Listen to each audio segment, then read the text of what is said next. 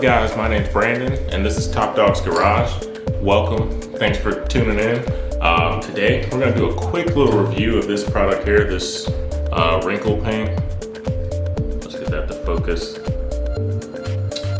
And I have it in the color of black. But we'll do a quick review of this, and I'll show you how to put it on. I'll show you how I messed up and how not to mess it up, but also just the finish and the end of the product.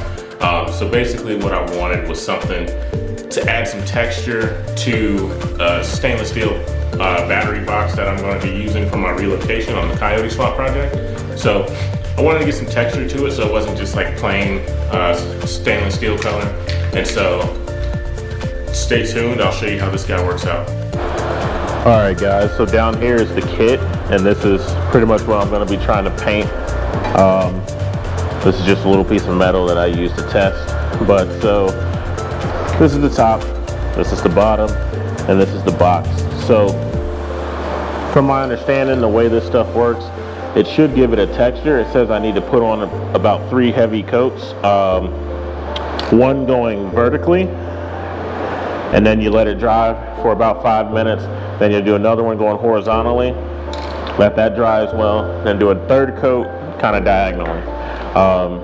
And then I think, you let it dry and cure for some time. So we're gonna give that a shot, see if we can get a nice, good textured finish on this here battery relocation kit.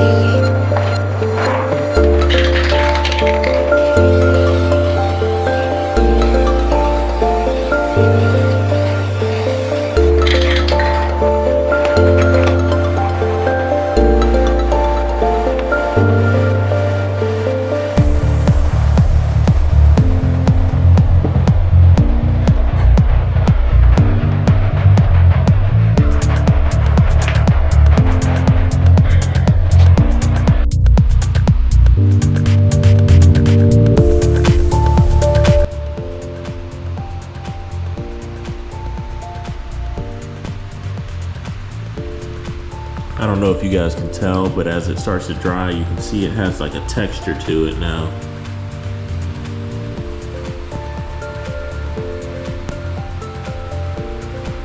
Which is pretty much what I wanted.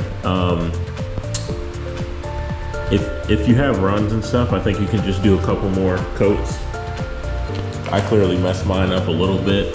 I'm sure you'll notice in the video, because I kind of, instead of going horizontal, I think I went vertical this way and then came back, and this was now from this orientation to horizontal, and I went over the same path. So I didn't actually do one this way, but I still went diagonal, and it still seems to be coming out pretty good. So don't screw it up like I did, and it should look pretty good.